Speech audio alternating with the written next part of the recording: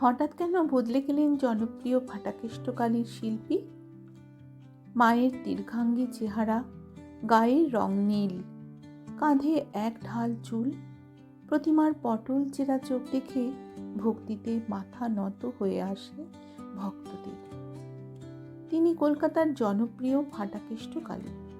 বছরের পর বছর ধরে এই রূপেই চেনা যায় দেবীকে। তবে এই বছর ঘটল কিছুটা ব্যতিক্রম, বদলে গেল দেবীর মুখশ্রী। বিষয়টা তাহলে খোলসা করে বলা যাক। এতকাল শিল্পী মাধব পালের হাতে প্রাণ পেয়ে এসেছে ফাটাকেষ্টকালীর প্রতিমা। এবারের প্রতিমার দায়িত্বে ছিলেন শিল্পী মিন্টু পাল। এই বছরও গোলগাল চেহারার সুবিশাল প্রতিমা, তবে গায়ের রং আগের চেয়ে কিছুটা গাঢ়। স্বাভাবিকভাবে শিল্পী বদলে যাওয়ার ফলে খানিক বদল এসেছে দেবীর রূপেও। ইতিমধ্যে মণ্ডপে পৌঁছে গেছেন দেবী। তবে বিগত বছর ধরে যে জায়গায় প্রাণ পেতেন তিনি, কুমোরটুলির সেই চত্বর ঘুরে এলো আনন্দবাজার.com। কিন্তু কেন এই বদলে গেল হঠাৎ করে শিল্পী?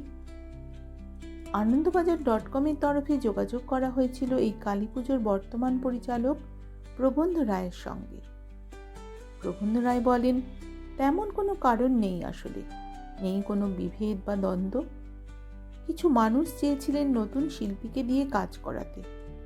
প্রবন্ধ রায় আরও বলেন, ঠিকই তো, অনেক প্রশ্ন উঠেছে, কিন্তু এর নেপথ্যে সত্যিই কোনো কারণ নেই। এতদিনের শিল্পী মাধব পাল এতে হয়তো আহত হয়েছেন ঠিকই, কিন্তু বিভেদের কোনো বিষয় নেই। দেবীর নতুন রূপে বেশ সন্তুষ্ট ক্লাব কর্তৃপক্ষ। তিনি বলেন, মা তো মাই হয়, সে তার আসনে বসে গিয়েছেন ইতিমধ্যে, কিন্তু মানুষ বলছেন মায়ের মুখশ্রী নাকি আরও মিষ্টি হয়ে উঠেছে। আমি তো মাকে মাই দেখছি, আমার বেশ ভালো লাগছে, যোগ করলেন পরিচালক। শহর কলকাতায় প্রথম ডন ছিলেন কৃষ্ণচন্দ্র দত্ত ওরফে ফাটাকেষ্ট, আর তার হাত ধরেই জনপ্রিয়তা পায় কলকাতার এই ফাটাকেষ্ট কালী পুজো। 1992 সালে হৃদরোগে তার মৃত্যু হলে আজও সাড়ম্বরে পূজিত হয়ে আসছেন দেবী।